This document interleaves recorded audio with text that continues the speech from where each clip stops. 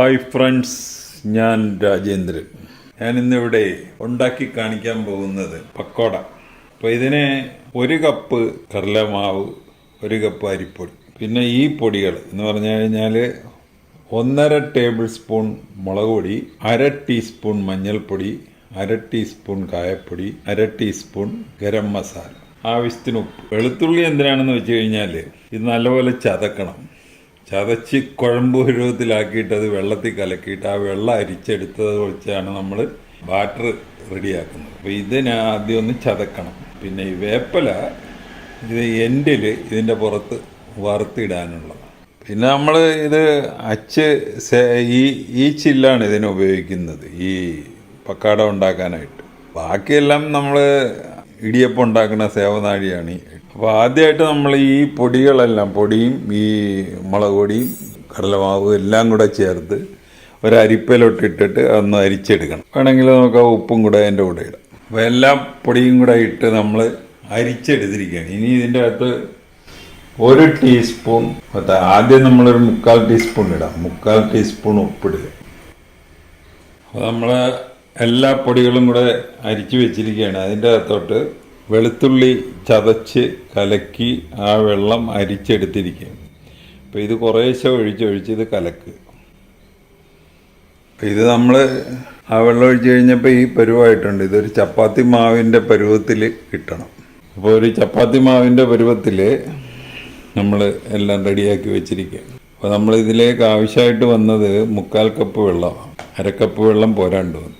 നമ്മൾ കടായി അടുപ്പത്ത് വെച്ചിരിക്കുകയാണ്. അതിൻ്റെ അകത്ത് എണ്ണ. ഇപ്പോൾ ഇവിടെ നമ്മൾ സൺഫ്ലവർ ഓയിലാണ് ഉപയോഗിക്കുന്നത്. വെളിച്ചെണ്ണ വേണേലും ഉപയോഗിക്കാം. അപ്പോൾ ഈ ചില്ലിട്ട സേവനാഴിയാണ് നമ്മൾ ഉപയോഗിക്കുന്നത്. അപ്പോൾ നമ്മൾ 3/4 ടീസ്പൂൺ ഉപ്പാണ് ഇതിൻ്റെ അകത്ത് ഇട്ടിരിക്കുന്നത്. പക്ഷേ അതൊരു ഇച്ചിരി കൂടെ വേണ്ടി വന്ന് 1 ടീസ്പൂൺ ആക്കി. എണ്ണ ചൂടായിട്ടുണ്ട്. ആ ഒരു ചെറിയ കഷ്ണം ഇട്ട് നോക്കുമ്പോൾ നമുക്കറിയാം.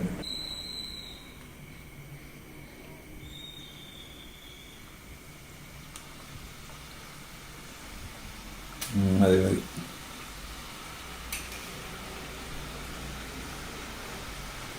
അത് മതി.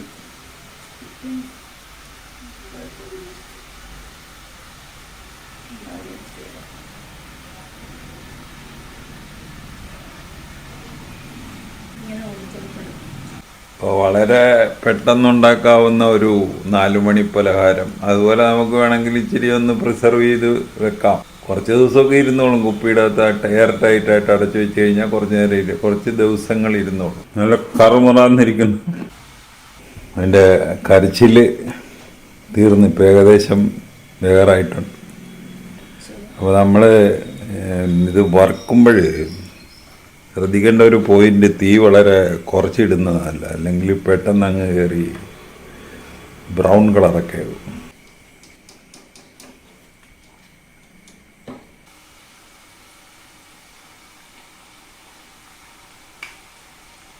നമ്മുടെ ഈ ഇട്ട് കഴിയുമ്പോൾ ഉടനെ ഇങ്ങനെ ഭയങ്കര കരച്ചിലൊക്കെ കേൾക്കും. അതൊരുമാതിരി വെന്ത് കഴിയുമ്പോൾ അതിൻ്റെ കരച്ചിലൊക്കെ അങ്ങ് പോകും. നമ്മൾ അവസാനത്തെ മിനുക്കോണിയായിട്ട് കുറച്ച് വേപ്പില വറുത്ത് ഇതിലോട്ടിടുക. അവസാനത്തെ മിനുക്കോണി മാത്രമല്ല, ഇതിൻ്റേതായിട്ടുള്ള ഒരു ടേസ്റ്റ് ഉണ്ട്. അത് ഇങ്ങനെ ഒടിയണ വരുവാകുമ്പോൾ നമ്മൾ കോരി ഇതിലോട്ടിടുക. അപ്പോൾ ഇത് നമ്മൾ ഇതുപോലെ നല്ല ഒരു എയർ ടൈറ്റ് കണ്ടെയ്നറിലോട്ട് ഇട്ട് വെക്കാൻ പോകും. നമ്മുടെ പക്കാവടയുടെ എല്ലാ പരിപാടിയും കഴിഞ്ഞ് ഈ റെസിപ്പി അനുസരിച്ച് നിങ്ങളൊന്ന് ഉണ്ടാക്കി നോക്കുക. ഉണ്ടാക്കി നോക്കിയിട്ട് ഇഷ്ടപ്പെട്ടുവെങ്കിൽ ഞങ്ങളുടെ ചാനൽ സബ്സ്ക്രൈബ് ചെയ്യുക. വേറൊരു വീഡിയോ ആയിട്ട് നമുക്ക് വീണ്ടും കാണാം. Thank you.